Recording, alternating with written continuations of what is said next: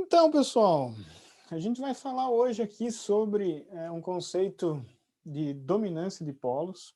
Eu vou... Comecei já com um monte de coisa, um monte de coisa escrita, mas vocês não precisam eh, fazer isso ou decorar isso, tá? Tudo isso aqui que está no quadro é mais para fundamentar uma explicação bem simples que vai aparecer não, que a gente vai utilizar em muitos casos práticos, que é o conceito, obviamente, de dominância de polos. Então já se vão ali quase 20 minutos desde o início oficial da nossa aula, e eu sugeri para quem tiver por aí, para calcular literalmente e analiticamente a resposta desses dois sistemas a uma entrada degrau, tá? E aqui eu fiz basicamente, algebricamente, considerando menos P1 e menos P2 como os polos, obviamente que os valores para esses dois sistemas eles mudam, tá? Esse sisteminha aqui ele tem um polo em -1 e um polo em -10, e esse outro aqui vai ter um polo em -1, um polo em -2. A gente viu na aula passada como cada um dessas raízes individualmente responde, né?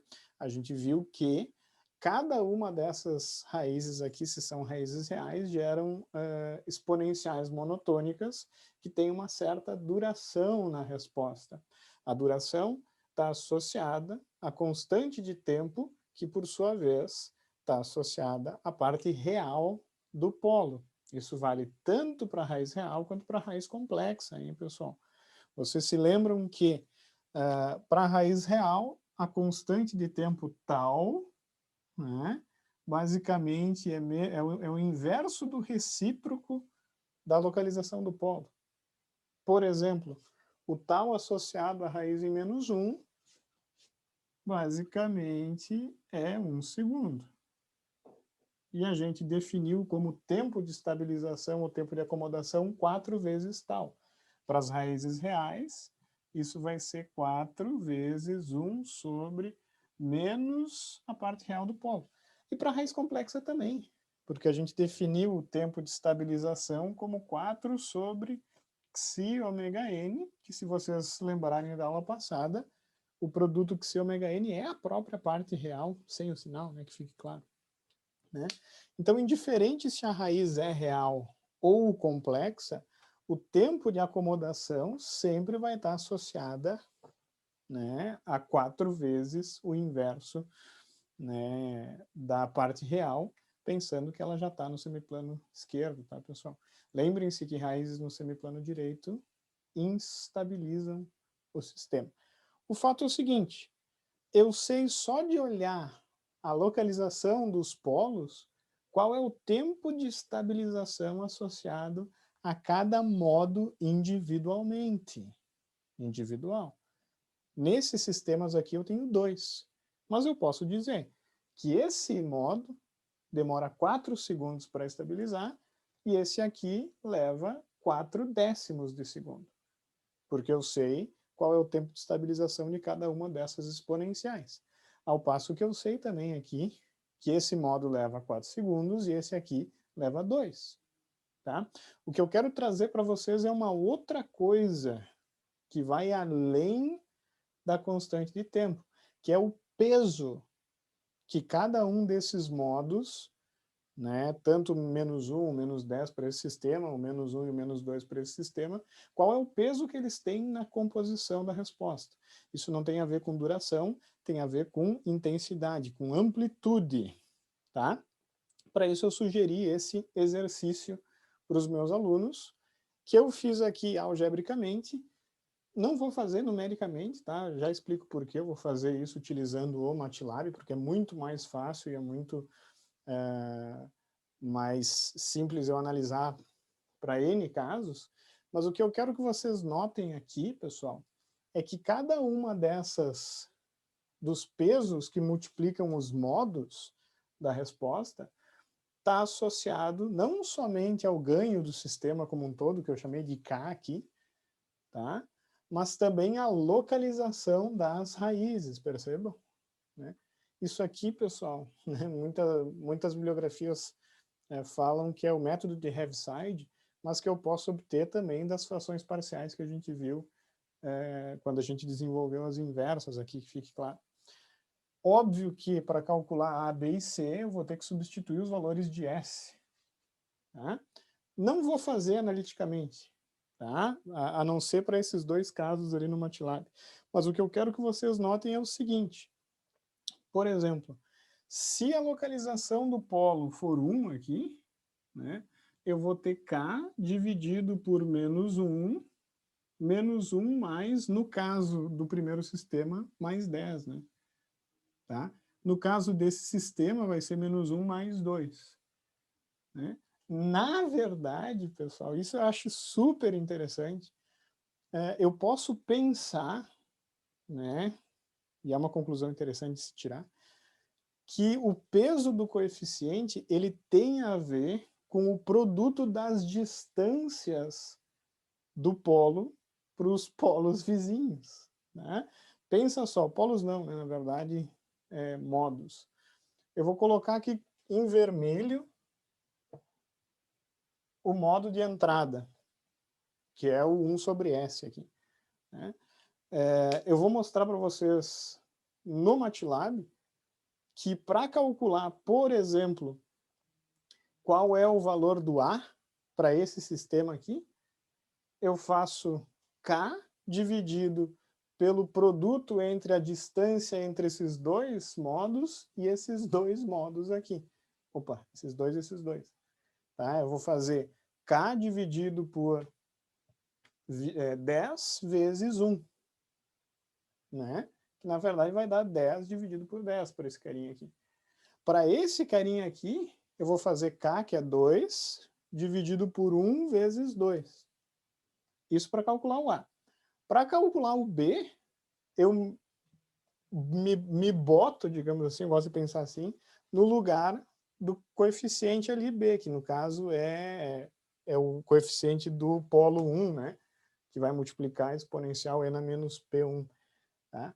E para calcular o coeficiente B, né, vai ser, no primeiro sistema, 10, dividido por 1 vezes 9, que é a distância entre esses dois carinhas. Tá? Isso em magnitude, tá, pessoal? Que fique claro. Assim como para o último coeficiente, que é esse carinha aqui, eu vou ter como resultado 10 dividido por 10 vezes 9, porque a distância desse carinha para os outros dois. E assim por diante. Eu posso pensar nesse produto entre as distâncias para N raízes.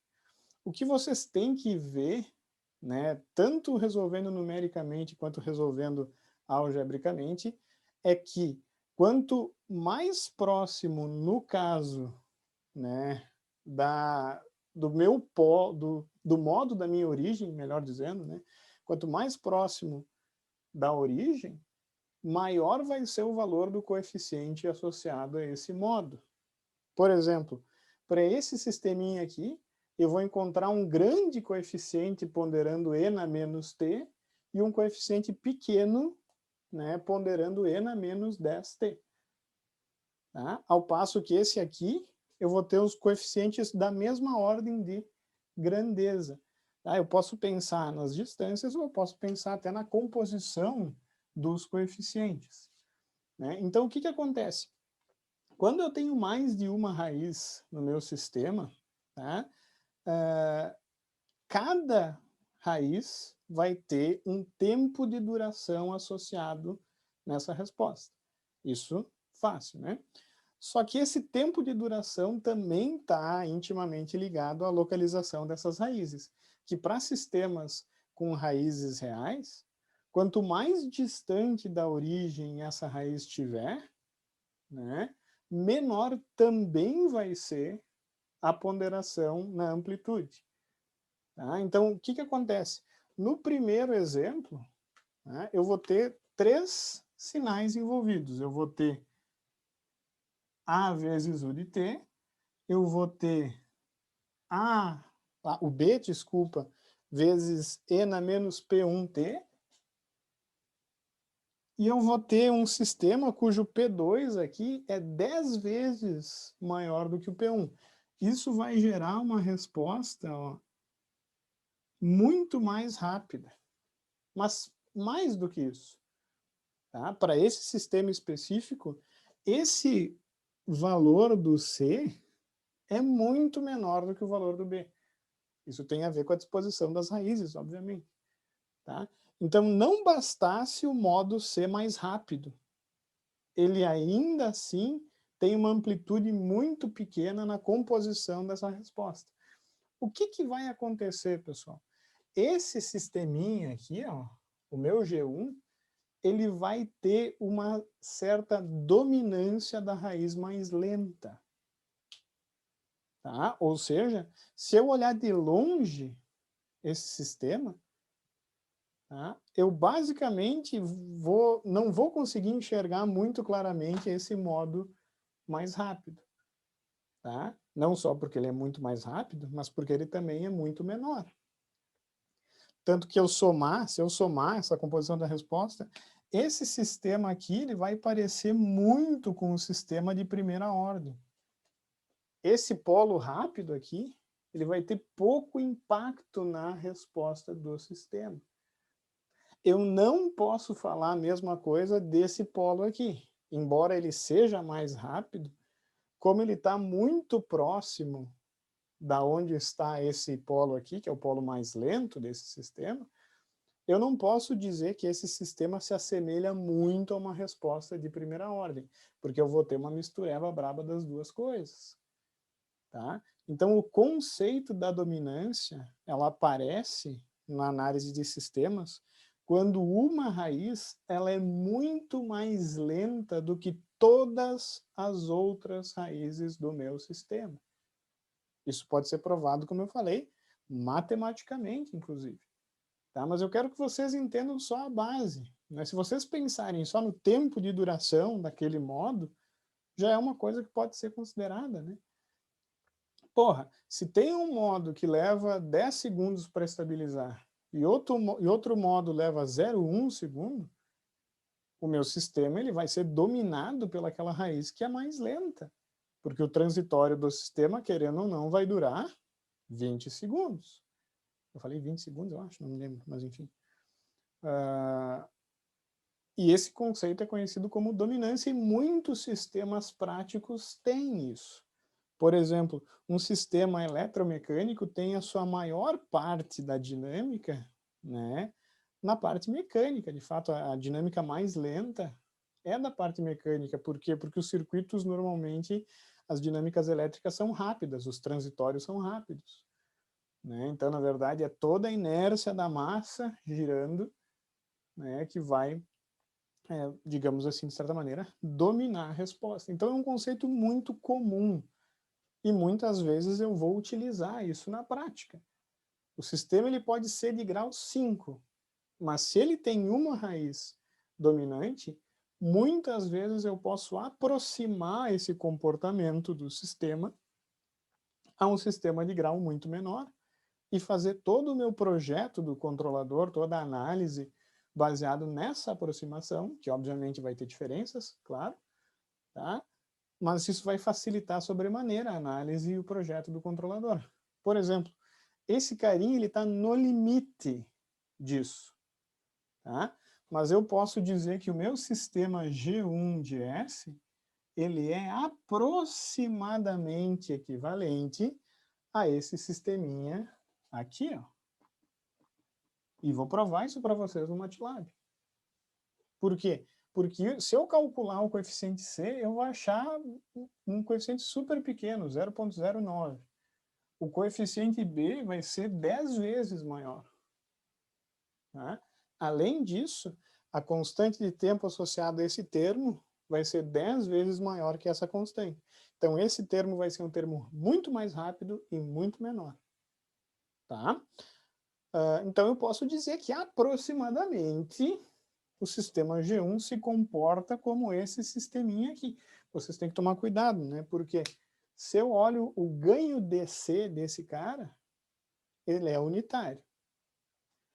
tem que ser o mesmo ganho desse carinha aqui para eu considerar essa aproximação.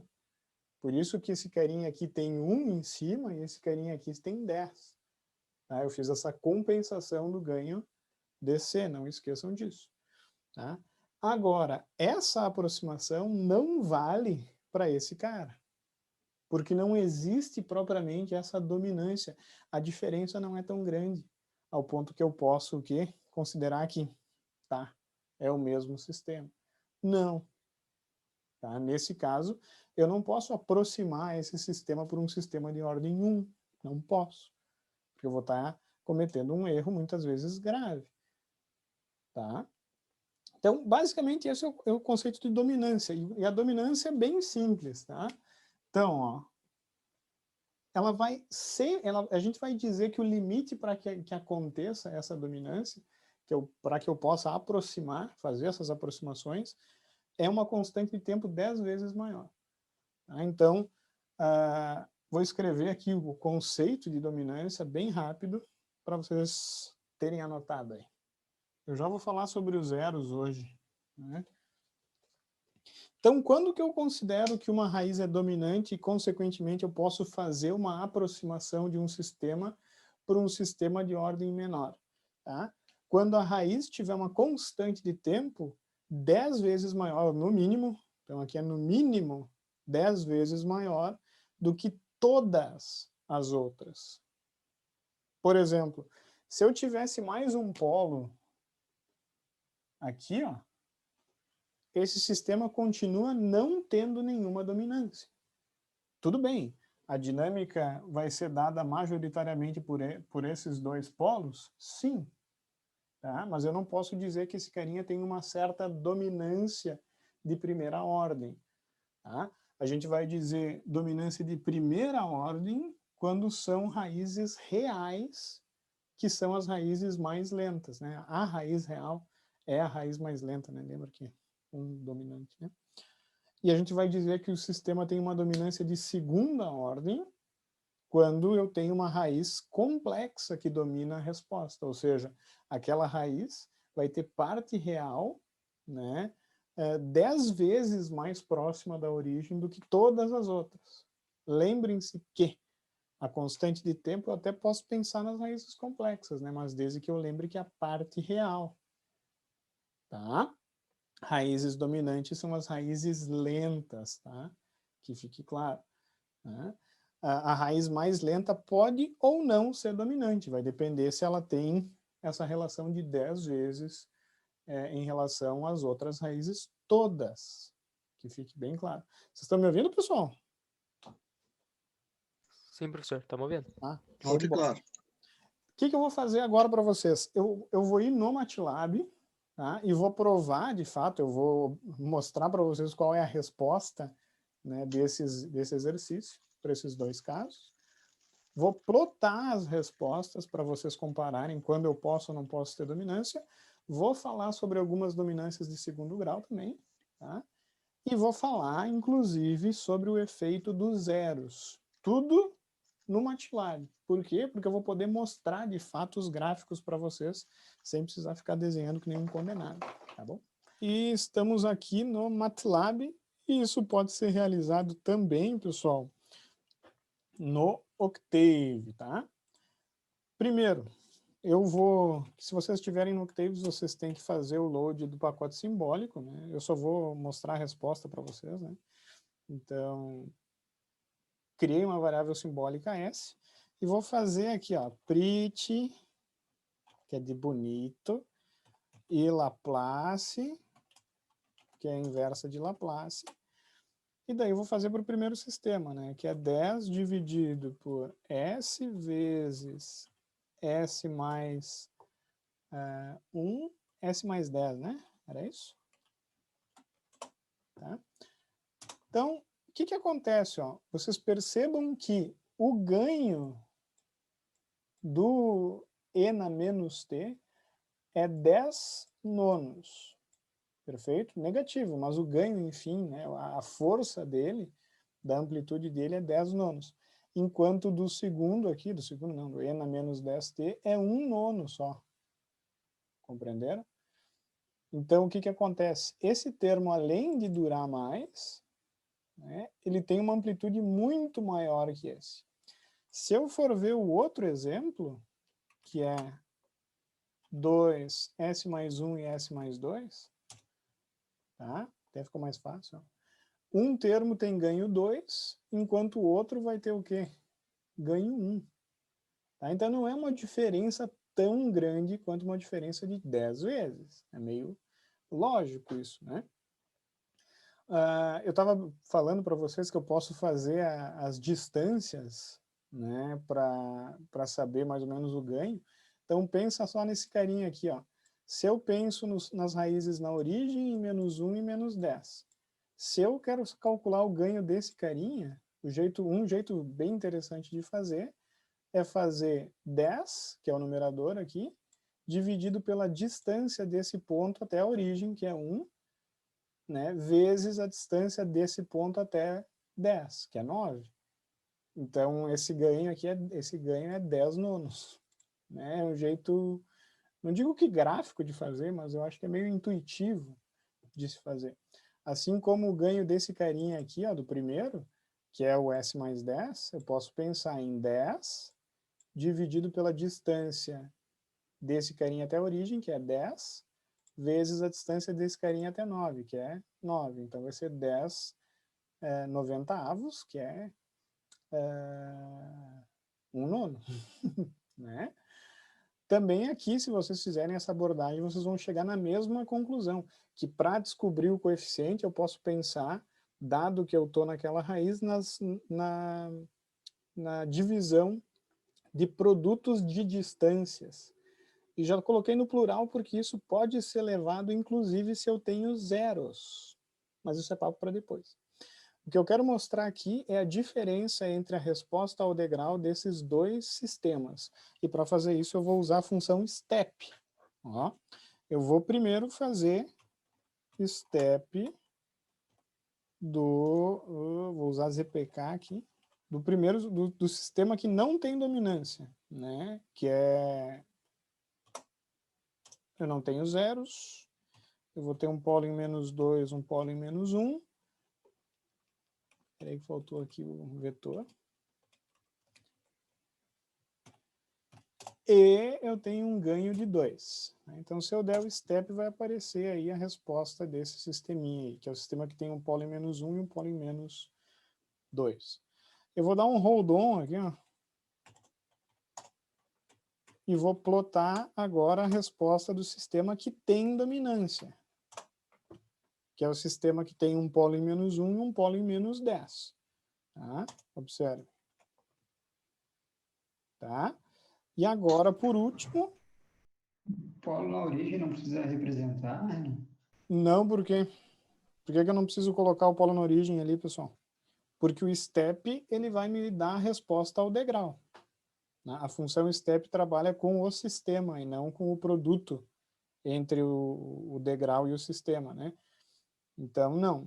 Se eu estou usando a função step, ela já dá como retorno gráfico, né, a resposta ao degrau daquele sistema específico. Se eu colocar um polo na origem, eu estou cometendo um erro, né? Porque, na verdade, daí eu estou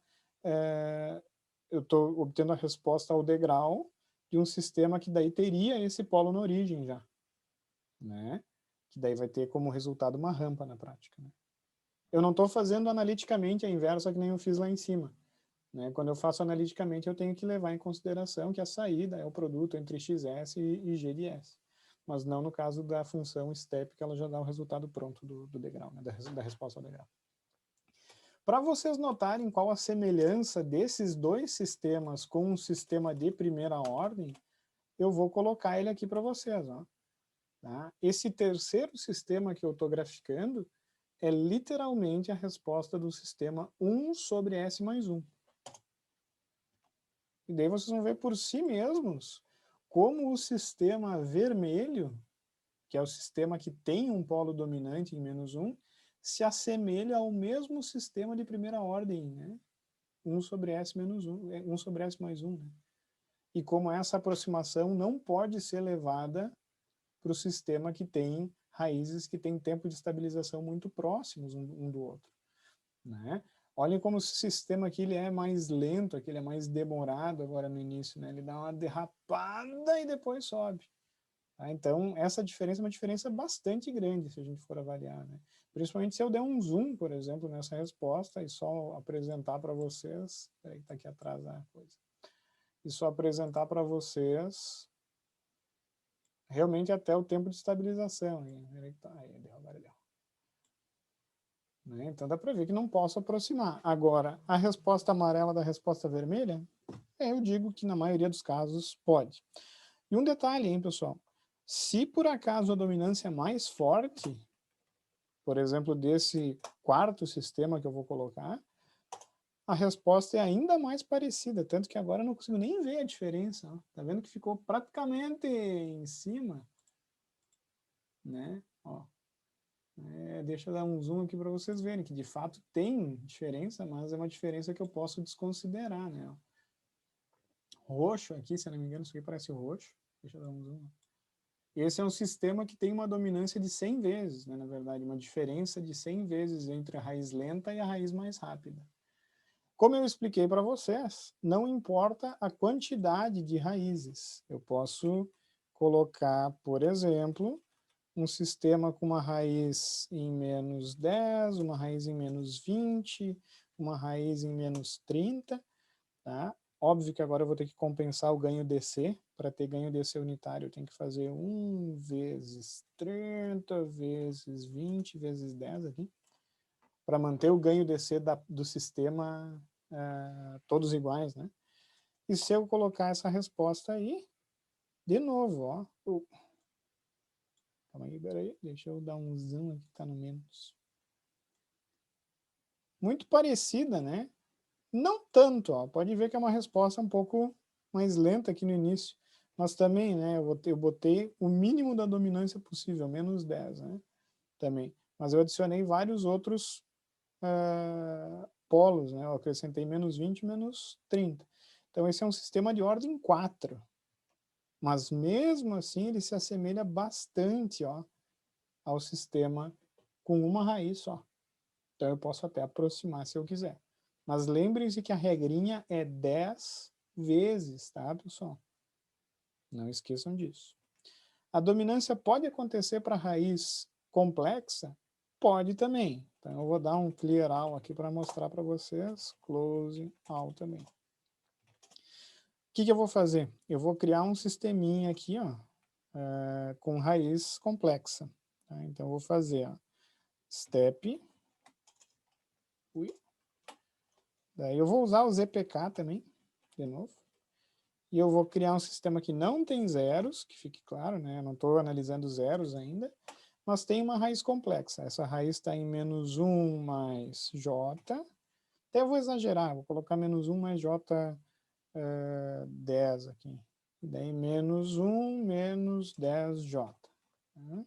E o ganho desse carinha aqui, só um minutinho, preciso fazer um pensamento. Absorver, já explico isso aqui, tá, pessoal? Aí começa a ficar ruim de fazer a compensação das raízes aqui.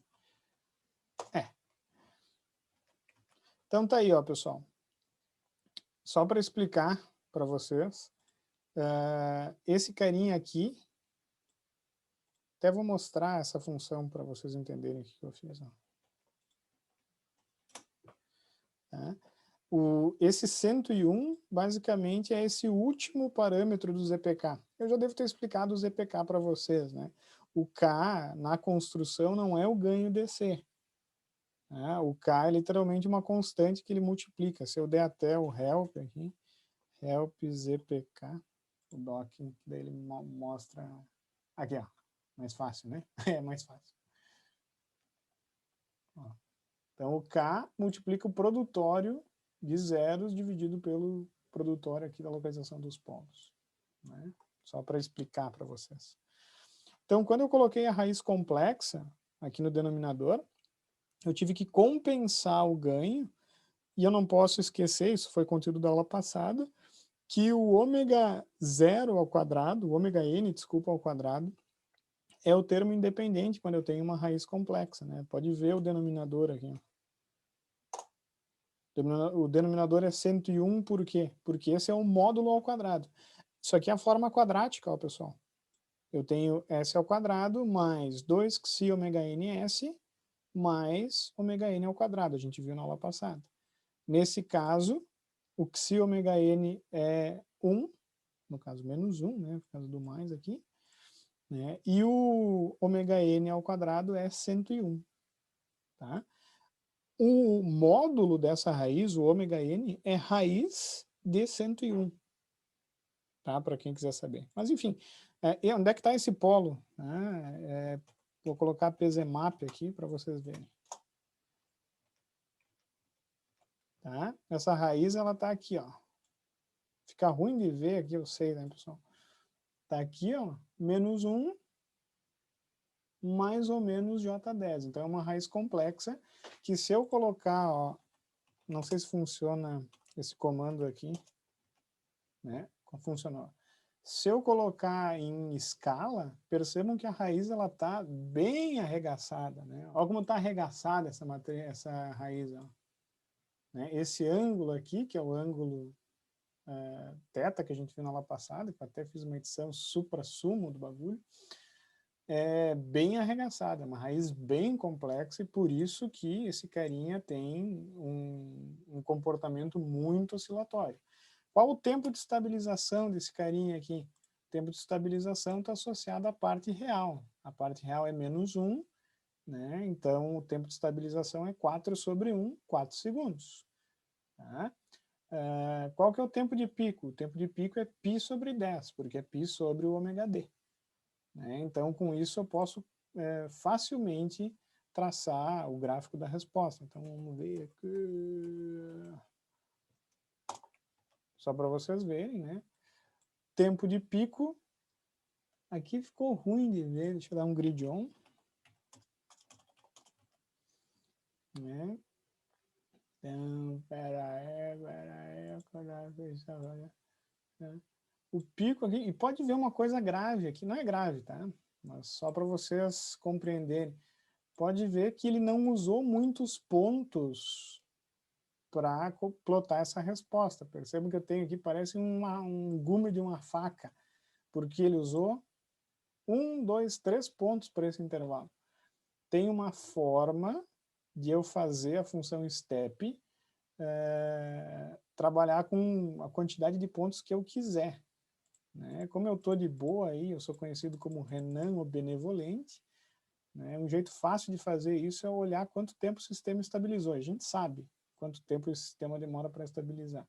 Ele estabiliza em 4 segundos para 4 tal, 5 segundos se eu considerar 5 tal.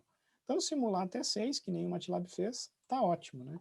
Então, eu posso fazer o step e enviar o vetor de tempo para o step. Então, eu posso dizer que eu quero simular com uma caralhada de ponto aqui, ó. E daí, se eu der um zoom ali, isso aqui vai ficar, ó, mel na chupeta, né? Ô, louco, peraí que deu zoom. Barbadinha, tá? Isso aí são dicas renanianas. Mas, enfim. Percebam essa resposta. É um sistema de segunda ordem, bastante oscilatório, e ele é um sistema de segunda ordem puro. Né? Ele é um sistema de segunda ordem. O que acontece, pessoal, se eu tenho um sistema, adiciono um outro polo a esse carinha aqui, só que um polo lá em menos 10. Tá? Eu vou compensar o ganho DC também multiplicando o numerador por 10 para que os sistemas estabilizem no mesmo valor. Tá? Vocês vão ver que as respostas são bem parecidas. Ó. Tá? Só que daí eu deletei a outra, né? Que ótimo. Deixa eu dar um hold on aqui. Peraí, hold on. Aqui. Tá? Não são assim tão parecidas, mas guardam bastante semelhança. Dá para se dizer que é um sistema equivalente? Daí a gente começa a ficar comprometida essa abordagem, né? Mas lembrem-se que esse é o caso limite. Eu tenho a raiz real com um tempo de estabilização de 4/10 de segundo. E a raiz complexa demorando 4 segundos para estabilizar. Mas a semelhança foi relativamente grande, mais ou menos, né? Vamos avaliar um outro sistema aqui, ó, pessoal. Vamos colocar agora uma raiz em menos 20. Pode ver que agora eu tenho uma aproximação bem maior da resposta. Ó.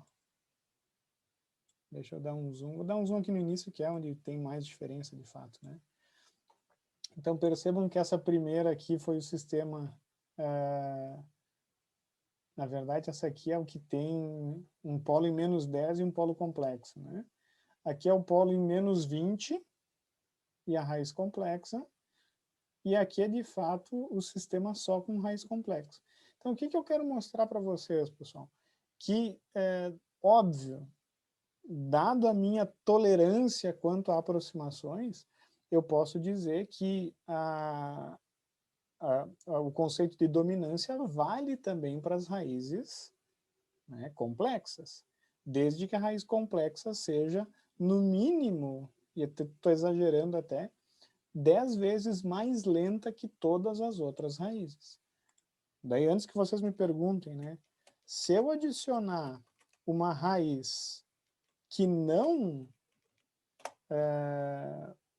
está nessa faixa que a gente considerou que é a faixa de dominância, que é raízes 10 vezes mais lentas, vocês vão ver que a resposta, sim, vai ser completamente diferente, olha só.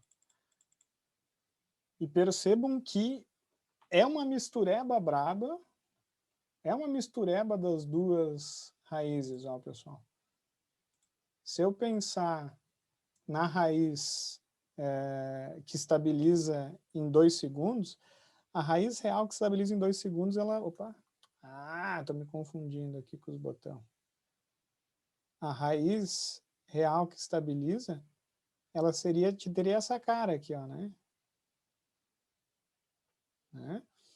E a raiz complexa, ela está aqui. Então, percebam que esse resultado que a gente teve ali, ó, que é uma resposta mais ou menos assim, né?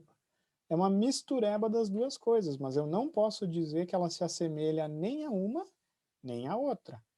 Tá?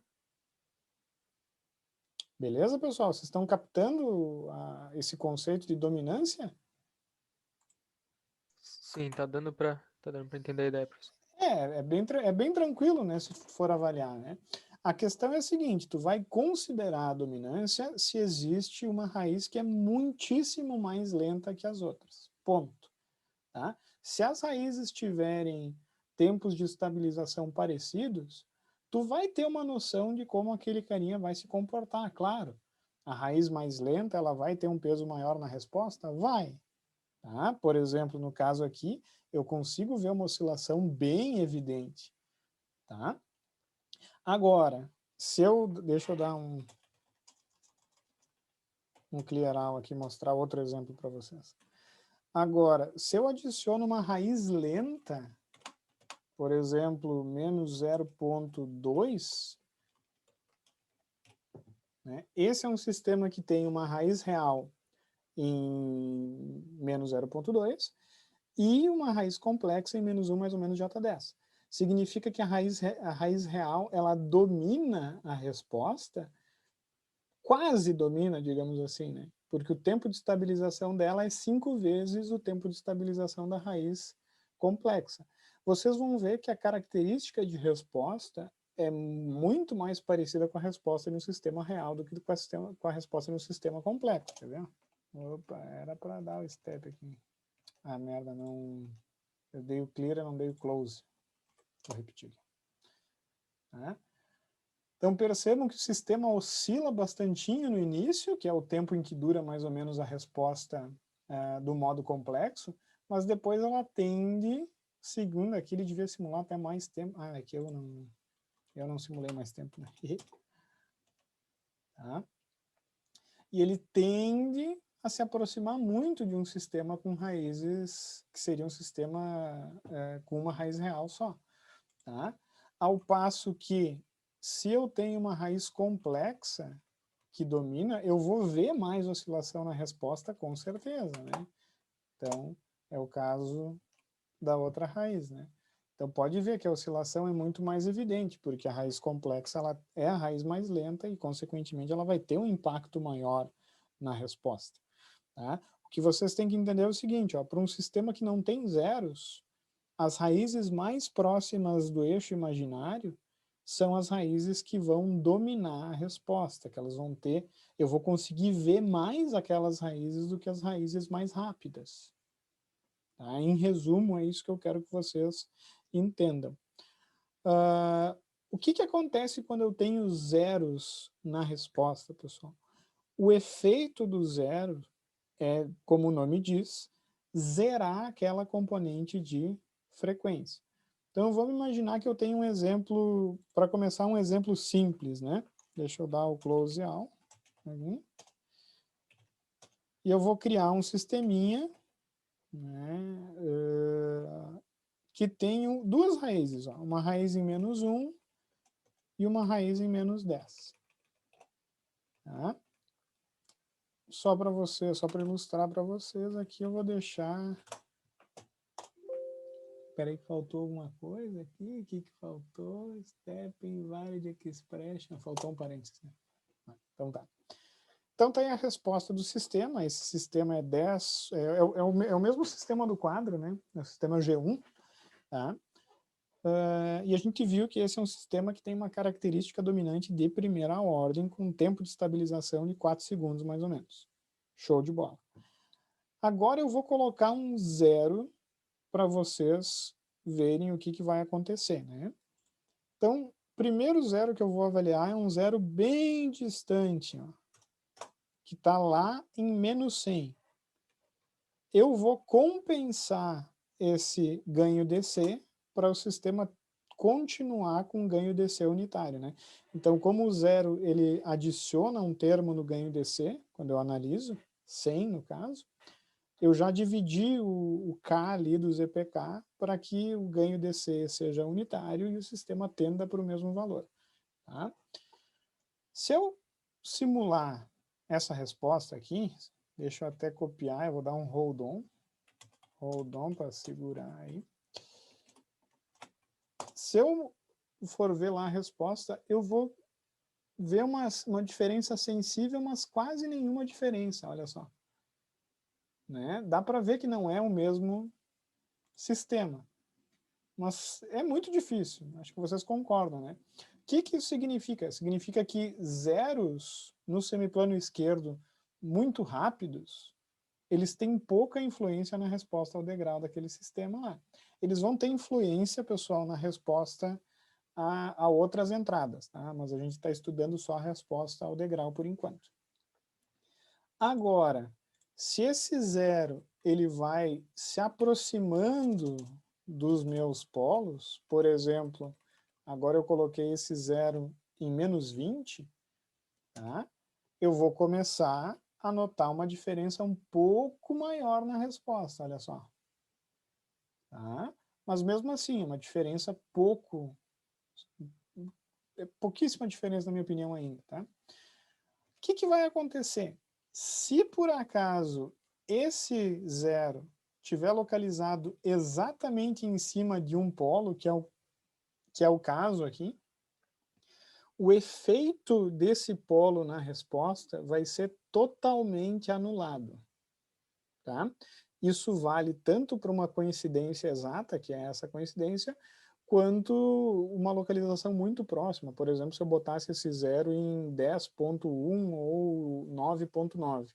Se ele estiver muito próximo de um polo, o zero tem como efeito o cancelamento daquele modo. Isso faz sentido, né? A gente já viu isso lá em Laplace.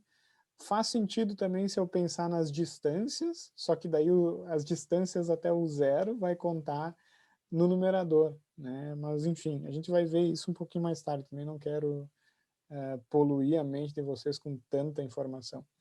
Não é poluir, né? Na verdade estou limpando, mas enfim. O que vocês é um pensamento lógico na minha mente, né? Que se o zero estiver muito próximo a qualquer polo, esse zero vai ter como efeito cancelar o polo na resposta. Tá? E é o que vai acontecer. Ó. Se esse cancelamento é de um polo rápido, né, em um sistema que tem dominância, eu mal vou ver esse cancelamento, porque aquele polo rápido mal aparecia de qualquer maneira. Agora, se o cancelamento for de uma raiz lenta, daí eu vou ter muita diferença na resposta do meu sistema, por óbvio. Né? Então eu vou começar a trazer esse zero mais próximo da minha raiz dominante. Ó. Esse sisteminha é um sisteminha que tem um polo em menos 10, um polo em menos 1 e um zero em menos 2. Tá? Então, eu aproximei o zero do polo dominante. Não muito, mas aproximei. Olha só como a resposta já é bem diferente, ó, pessoal. Nem aproximei tanto, mas já mudei bastante a resposta. Percebam como o sistema sobe rápido e depois de um tempo, que é literalmente o tempo da raiz rápida, a gente diz no controle que entra em ação o modo lento, que é o modo N-T, ó, que faz com que o sistema viaje devagarinho. Mas olhem como esse sistema ele tem uma reação muito, muito, muito mais rápida do que o sistema original, porque esse zero está cancelando a raiz rápida. Né? Óbvio que se o cancelamento for perfeito, ou praticamente perfeito, por exemplo, menos 1, esse sistema agora ele vai reagir exatamente como o sistema 10 sobre S mais 10. Porque eu tenho um cancelamento, de fato. Tá? Isso vai fazer com que o sistema fique muito mais rápido. Na verdade, ele vai ficar com a dinâmica da raiz em menos 10, porque ele se torna o próprio sistema. Né? Ali, tá? Se eu simular o sistema 10 sobre S mais 10, vocês vão ver que vai cair na pinha desse azul clarinho ali. Tá? O mais interessante, na minha opinião, acontece quando eu tenho um zero que vai se aproximando da origem do sistema. Ou, pensando em outras palavras, quando eu tenho zeros muito próximos do semiplano direito.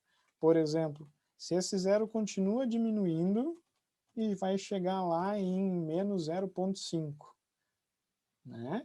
Estou compensando aqui o ganho DC, só um minuto. Esse é um sistema que não tem o cancelamento de fato. Porém, esse zero, quando ele está muito próximo da origem, tá? Ele vai fazer com que o sistema reaja muito fortemente. Vou mostrar para vocês. Ó. Então, olhem como o sistema sobe muito mais rápido do que os outros sistemas, inclusive, pelo efeito da derivada. Né? Lembrem-se que o zero está associado às derivadas, né, em relação à entrada do sistema. Tá? Então, um sistema que tem um zero muito próximo da origem é um sistema que começa a se assemelhar muito a um sistema que tem um derivador puro. E a gente sabe que um derivador reage muito forte a variações rápidas. E o degrau é um sinal que tem uma variação infinita, teoricamente, né? Não esqueçam disso. Então, é exatamente por isso que sistemas que têm zeros mais próximos à origem do que os polos são sistemas que reagem muito forte.